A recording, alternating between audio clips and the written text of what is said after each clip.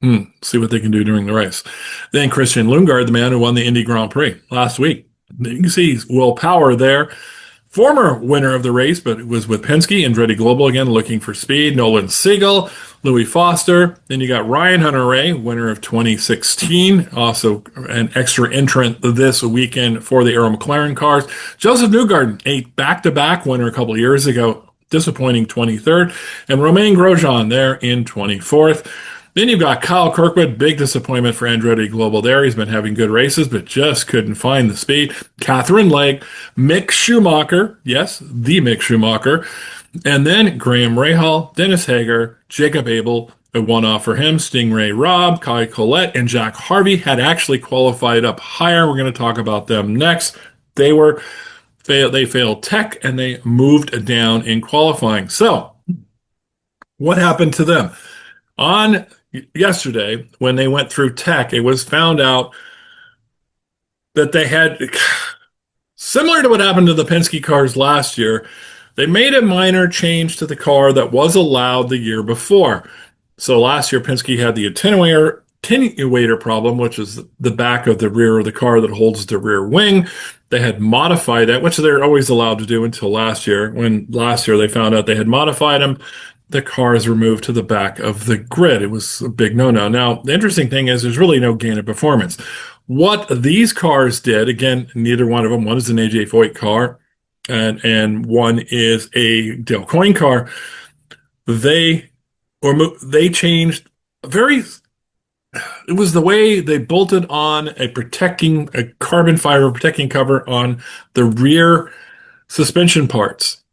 Nothing can be gained by that, but it was simply put, you have to use exactly the Dallara part that's you're given. You can't do any kind of Mickey Mouse or an update to that. So you couldn't use zip ties, which some of the teams did, because there's other things that run underneath there. You got the suspension part, and then you run parts like leads and lines across the suspension parts, say brake lines and stuff like that, and then you put a carbon fiber protector over that. It is how the carbon fiber protector is attached that became the question. Again, it's a nitpicky rule. Both cars were found to have violated it. It wasn't the way Dallara designed it, so therefore both cars were moved to the back of the grid. But they're still allowed to begin the race again, just like what happened with the Penske cars last year. Your front row. Here's the pictures taken this morning. Always a fun press day, but they had practice today. And something happened to our guy here in the middle, Mr. Alexander Rossi. Let's take a look at the video. On board, unbelievable. Oh, no. Boy, that's Rossi. That's Alexander Rossi. Dennis Hauger is involved as well. I was just looking up at our matrix of onboard cameras, and I Padua couldn't Ward. believe my Padua Ward's eyes. in there. Grosjean's Sorry, it's in there as Grosjean, well. not Hauger. Small fire at the back of Grosjean's car, just underneath that rear left tire. That is the man who starts second for the Indy 500s, and we had been so fortunate in our week of practice to run without incident. Rossi losing it midway through two. All by Runs himself. up high, left side. And then you see into the Padua wall. Ward trying to avoid it, gets on the brakes, lifts off, and just spins in the avoidance. These cars are so sensitive to the pitch. A big movement, a big adjustment on the pedals mid-corner can have that exact effect. And that is a huge hit from Alexander Rossi. Wrong time for Padua Ward.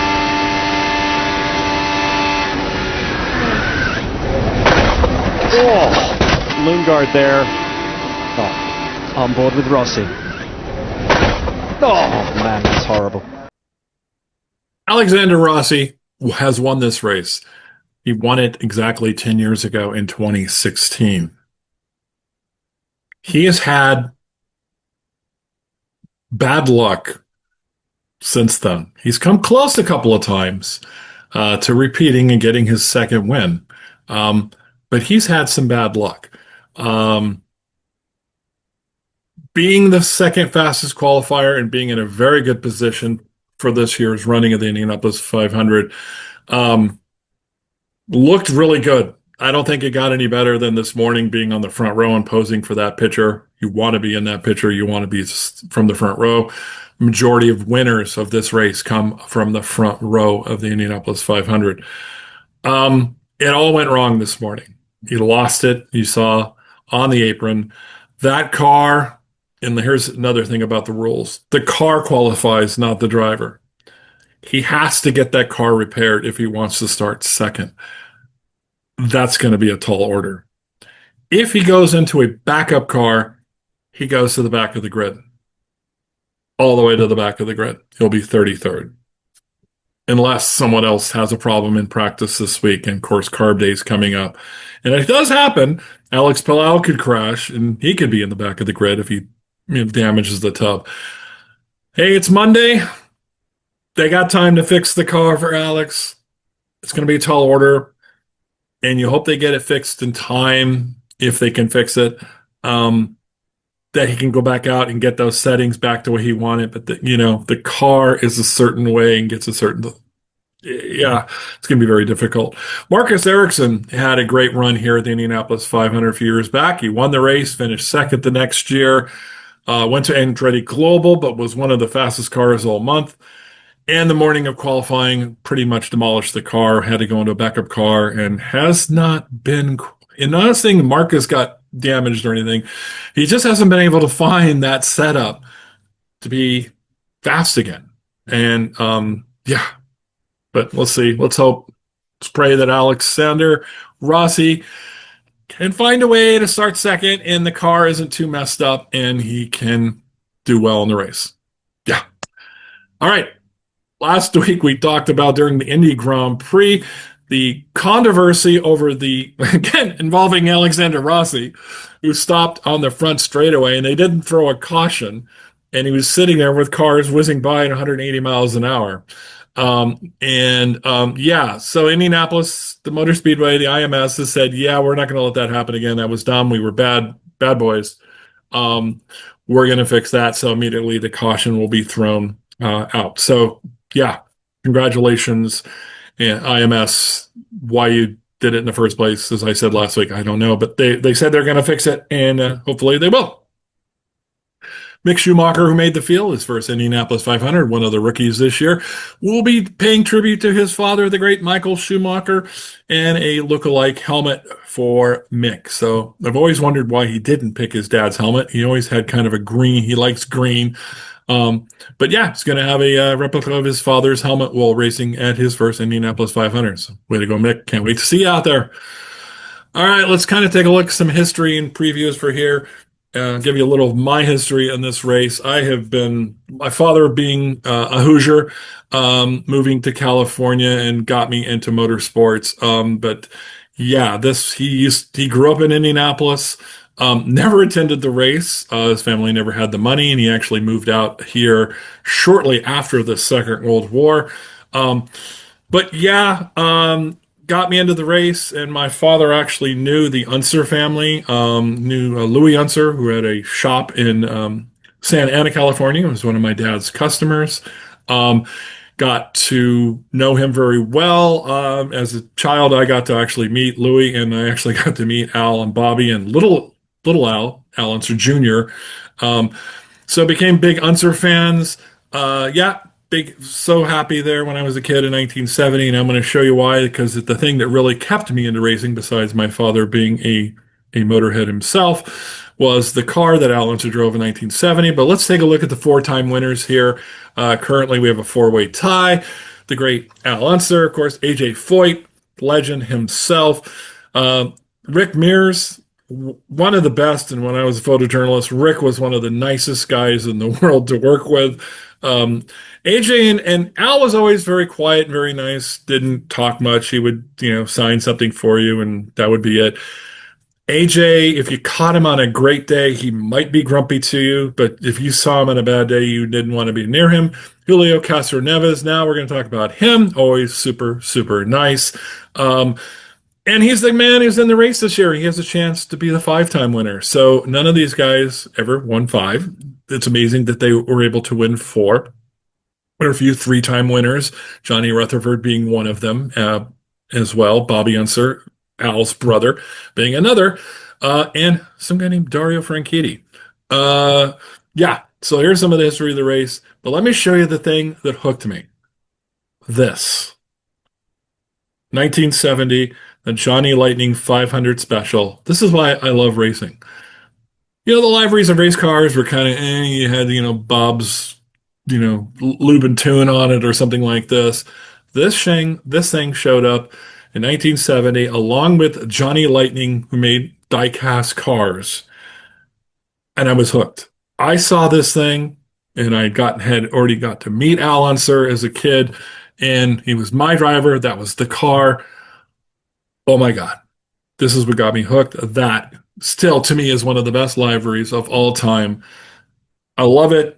Till to this day, I just get sentimental about this car. I think it's the most, I'm sorry, I got to use the term for my youth, bitchin' looking car I have ever seen. Still is to this day. I actually got to see this car race at the Ontario Motor Speedway in 1970 for the first California 500. And this is my picture from the Unser Museum that was in Albuquerque, New Mexico, is no more. They did close it. The collection has been moved.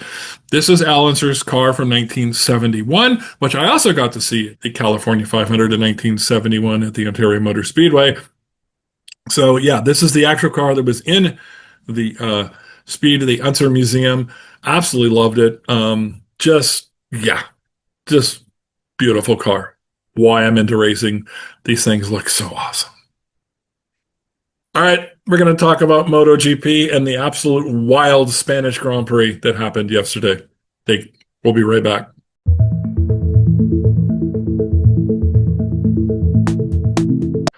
All right, let's talk about the Catalunya Grand Prix in Spain. MotoGP is absolutely loved and crazed by the fans, the Spanish fans. They absolutely love their motorbike racing. They have 4 races on the calendar within the confines of the Spanish borders. Sprint winner, well, yeah, Spanish rider Alex Marquez, younger brother of Marc Marquez, who was not racing this weekend. Remember, he was injured last weekend in France, and he is going to mix the next 2 races. But his younger brother Alex did win the sprint race. You see the top 9 here in the sprint where the points are awarded down to is Alex Marquez, Pedro Acosta, Fabio Di Gianantonio, Ralph Fernandez, Johan Surco, Francisco Bagnetti, then Franco Morbidelli, A. Aguirre, and Marco Bezzecchi. It was the closest finish, the battle between Marquez and Acosta in sprint history in the MotoGP. These two battled the entire sprint win, and he won by less than a tenth of a second. All right, time to take a look at the grid for the big race. Acosta was on pole, followed by Morbidelli and Alex Marquez. You can see Ralph Fernandez, Johan Zarco, Fabio Di Gianantonio, Fabio Quintaro, Brad Binder, Jorge Martin, Jon Mir, Jack Miller, and Marco Bezzecchi. And you can see Bagnelli, Ben Vestamati, Nagura, and down the line there, Luca Martini there, all the way back down to Regoludi there in 22nd. All right, I don't have any videos to show you because MotoGP has become as bad as Formula One. So I'm just got a lot of still pictures to share with you after a fun start. And Alex Marquez battling towards the lead. There was a problem. Pedro Acosta's bike had a catastrophic failure, and he swerved right in front of Alex Marquez with that catastrophic failure. Something literally blew up on the bike and pieces came up. I first thought it was contact, but it was the bike literally exploding at one point, and it caused Alex Marquez to veer wide.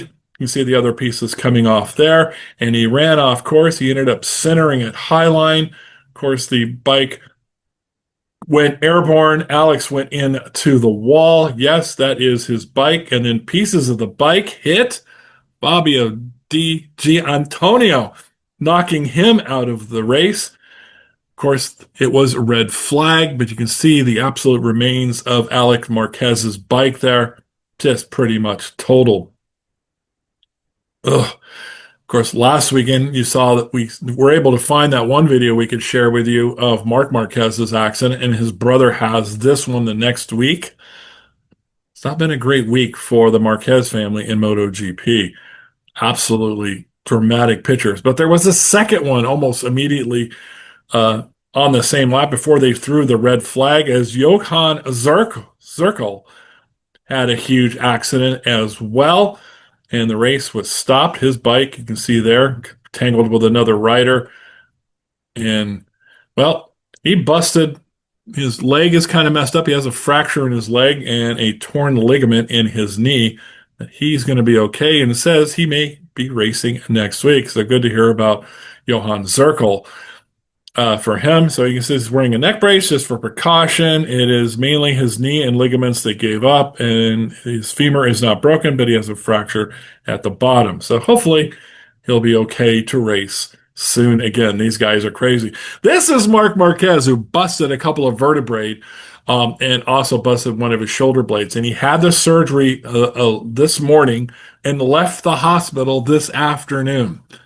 He made the incredible modern medicine that we have, and he will most likely miss a race or two until he's ready to be back. But wow, just amazing. And then Fabio Di Gianantonio, after being knocked out with that wheel of Marquez's bike hitting him and knocking him out of the race, because the race was red flagged, he was able to get back in the race, and he won. So good for him, for Fabio here. His first win since Qatar in 2023. Let's take a look at the top 10. D'Antonio, as we said, first. Then Aldegar was second. And Magnelli was third. Then Marco Bezzecchi fourth. Fabio Quintaro. Hey, probably the best finish for him this year. Luca Marini, Binder, Aguirre, Moreno, and Franco Morbidelli 10th.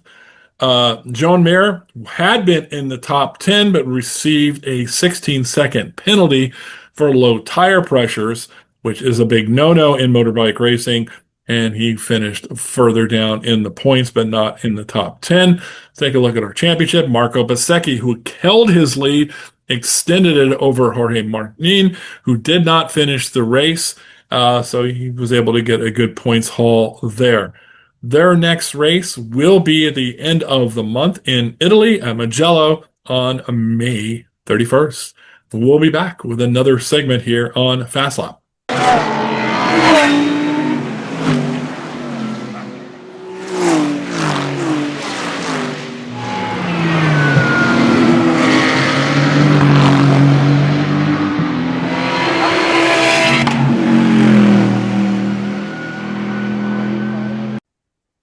And we like to keep you up to date with one Max Verstappen, what he does on his days off, of course, with his 3-week break between the Miami and Canadian Grand Prix.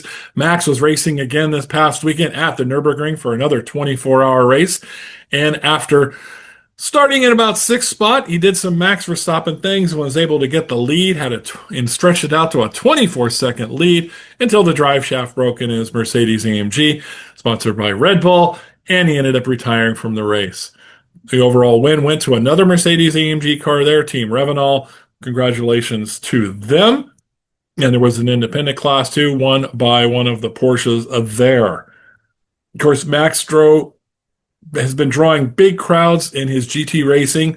Over 350,000 people showed up to the Nürburgring to watch him, as well as the other drivers race. He's really brought a lot of positive attention to GT racing. Great job for him. Driving around the Nürburgring is one of his favorite things to do in sim racing, and now he's been doing it now for almost, 6-7 months. Doing a pretty good job. Also racing this weekend is one of my favorite drivers, Michelle Gatling from the Iron Dames, was racing in the independent class for Porsche, was in third place when a technical problem sidelined their car, and she didn't finish the race either. Michi, can't wait to see you back racing full time. I hope you get another ride soon. Maybe you can find a way inside Le Mans. I know the teams have been announced, but there's always last minute changes, so we hope you get to drive at Le Mans as well. That'll do it for this edition of Fast Lap. Coming up in our edition next week, of course, the Indianapolis 500, the 110th running, and the Canadian Grand Prix Formula One is back after a three-week break. We've had these big, long gaps in between the Formula One season. After this one, it's going to be like this. We're going to have triple headers, everything. So only round 5 of Formula One. Here we are in May. Kind of crazy. Once again, this is Doug Peacock bringing you motorsports around the globe for the CIH YouTube channel. We'll talk to you next week, everyone. Bye-bye.